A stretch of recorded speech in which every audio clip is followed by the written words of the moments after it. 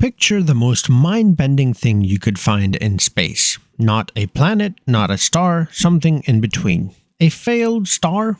Just sort of drifting out there, not quite anything. Now picture something else orbiting that thing. Something the size of Jupiter, the biggest planet in our solar system. Just hanging there. A moon the size of Jupiter. We've discovered over 6,000 planets outside our solar system. 6,000, and in all that time, not a single confirmed moon. Not one, until now. And yeah, the moon breaks every rule we have. From the ground to the cosmos, from the core to the sky. Nothing out there plays by the rules. Okay, so here's something that'll mess with your brain for a second. We have confirmed over 6,000 planets outside our solar system. 6,000. Astronomers have discovered more than 6,000 exoplanets. And yet, for all that time and all that searching, no exomoon has ever been confidently detected. There has been candidates, but they lack confirmation and remain controversial. Think about that. Planets everywhere, moons, nothing. Zero. The moon is literally the most common object in any solar system. Every planet that's big enough has one. Jupiter alone has 95. Saturn has 146. Our own boring little Earth has one too, and we literally wrote mythologies about it. But outside our solar system, after decades of searching, blank. Radio silence. Alright, before we continue into this video any further, I just want to share this program that I started recently, and it really helped me relax and focus while I was working. I'll leave the link in the description as well as the pinned comment, and you can check it out. Let's get back to the video. That's because exomoons are small and dim, circling exoplanets that are also small and dim, hidden in the glare of the stars they orbit. Finding an exomoon is like trying to find a firefly next to a lighthouse, while the lighthouse is also moving, and you're standing 71 light years away using only a wobble. But on the 22nd of July 2026, all of that changed. Meet the CD352722 system. The star at its center is located around 73 light years away and has around half the mass of the Sun. Relatively quiet, relatively boring. Your typical half-mass keeping to itself kind of star. Except orbiting that star, an object that's too massive to be considered a planet but not massive enough to ignite and shine like a star. That's a brown dwarf, or as astronomers lovingly call them, a failed star. Now look, that nickname is brutal. These bodies form like other stars, but fail to gather enough mass to trigger the fusion of hydrogen to helium in their cores. So they just sort of exist.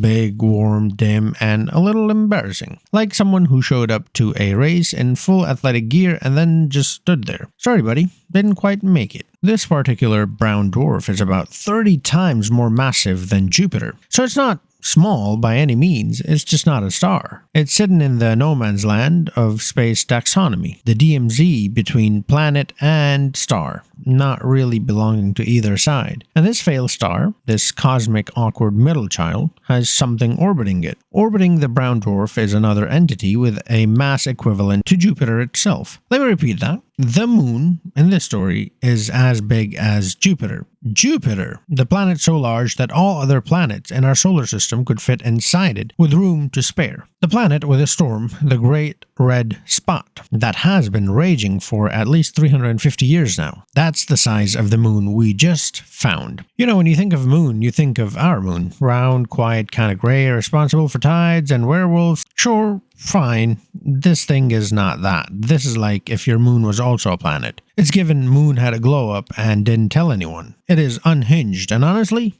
respect. So here's the question that should be rattling around your skull right now. If you find something the size of Jupiter orbiting something that isn't a star and isn't a planet, what on earth do you even call it? Because this is where it gets genuinely weird. In systems containing both a star and a substellar companion, whether a brown dwarf or an exoplanet, a third object orbiting the companion can be called an exosatellite. Exoplanet satellites can be easily described as exomoons, but it's not clear if satellites of brown dwarf companions can be called the same, as the term lacks a formal definition. So, astronomy, the oldest science on Earth, the discipline that had millennia to figure this stuff out, doesn't have a word for what they just found. As lead researcher Kevin Hoy put it, the exosatellite is clearly massive enough to be a planet, but it does not orbit a star, though it orbits an object that orbits a star. So is it a moon? Is it a planet? Is it just vibing? Astronomers are currently having that exact argument, and honestly, it sounds like a great time. Now, how did they even find this thing? Because remember, it's too small to see directly from 71 light years away. The exosatellite was a different matter. Even with its Jupiter-like mass, it was too small to be seen from 71 light years away. Instead, Hoy and his colleagues used the radical velocity method to look for wobbles in the brown dwarf. The radial velocity method,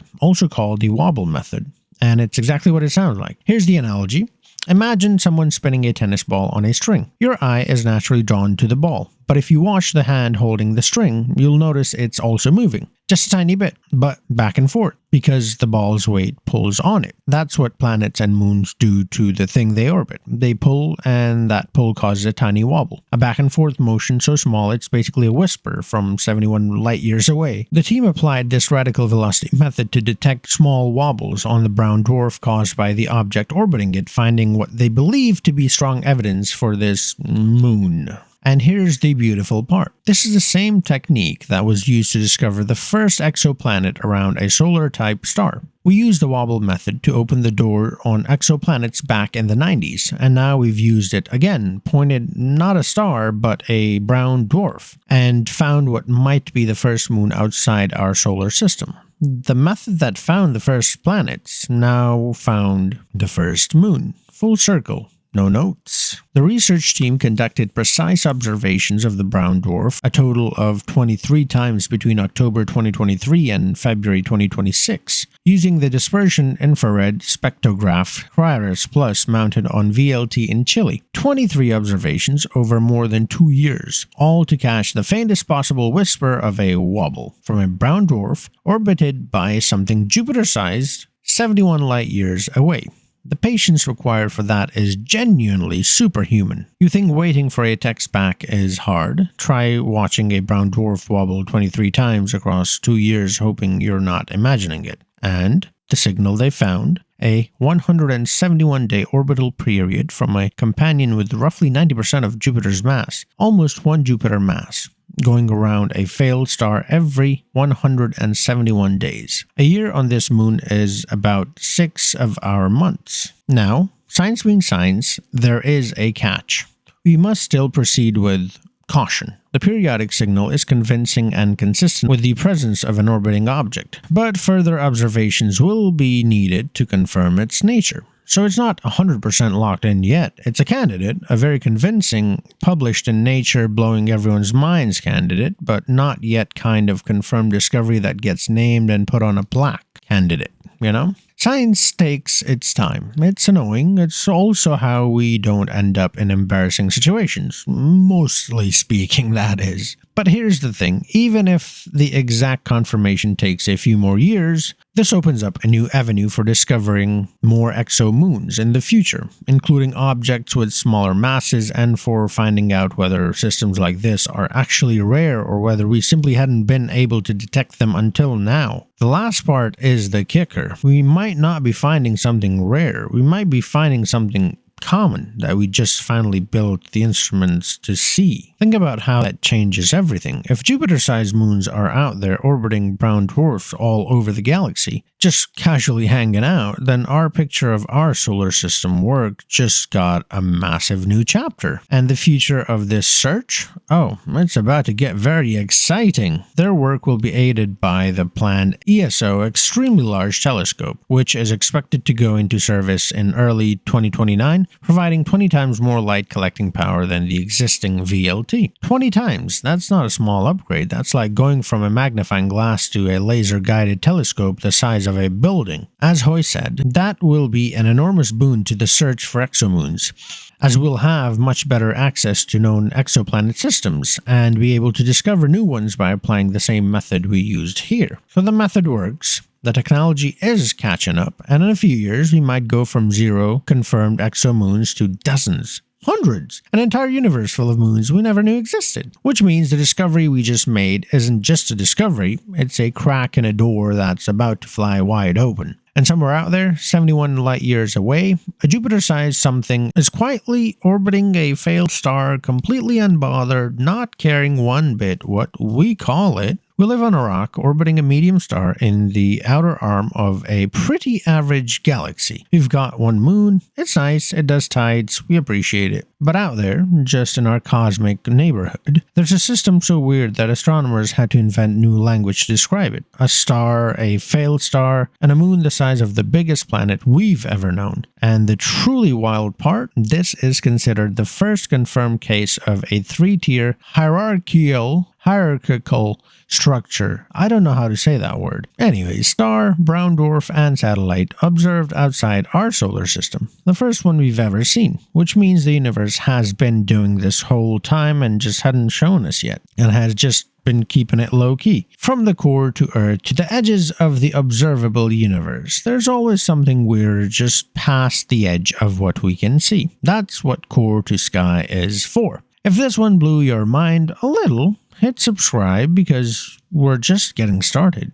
Drop in the comments if that moon is bigger than the Jupiter. What do you think we should call it? I genuinely want to know, and I'll see you guys in the next one. Until then, keep discovering. Discoveries, discoverers. Before I go though, just a reminder, that program that I spoke of, it really did help me focus while working, and especially relax after I'm done working. It's an audio program that you can listen to while working or working out or just staring at the wall. It's pretty convenient. Like I said, link in description, also in the pinned comment below. That's how you can support me without any extra cost to you. Thank you so much for watching this video.